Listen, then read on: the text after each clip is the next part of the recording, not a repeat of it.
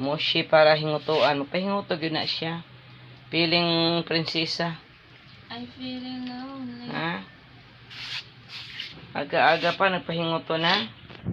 Ayun na naman si Butchoy. Ito yung mga dugi-dugis. Mga tino-tino na mga ito ay anak ng Russian at Astin. Tino-tino. Gabi po na tino.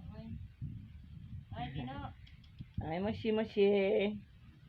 Ang alalay ni Chika, tighingoto. Pila ang sweldo mo, ana? Isweldohan na ni mo, Chika, si Moshi? Ha? Isweldohan na ni mo si Moshi, Chika?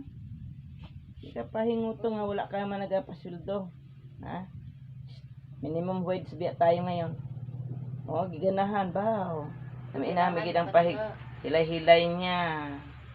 O, giganahan, katulugon. Naglami ang tawon si Chika. Pahinguto. Makin mo yan. Ang kanyang dakilang alalay, ang aming mushi-mushi. O, dito pa daw, dito pa, sabi ni Chika. Tikas pa. Ngayon ko na. Kapoy na ko. Ay, siya ma, wak man mo tarungi, oy. Kapoy na ko. Sabi ni Chika. Mushi. Mushi. Wala ni mo tarungi mo siya ba? Tarong nga, o ano mo to. Oh. Sabi pa ni Chika, dito pa sa likod ko. Siya, sa ko hello. Dali lang sa dughan. Kanilang dughan. Naglaon ka na lang. Naglaon ka na lang, ante. Sige na ba? Dali pa sa lubot banda. Dira pa sa likod. Oh, hinguto dala masahe. Ana siya. Hinguto dala masahe, no?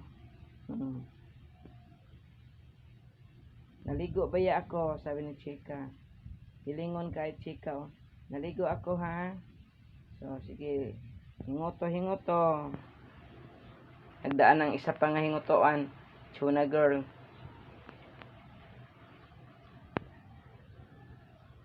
Pero ang number 1 lagi ginahingutoan ni Moshi, si Chika.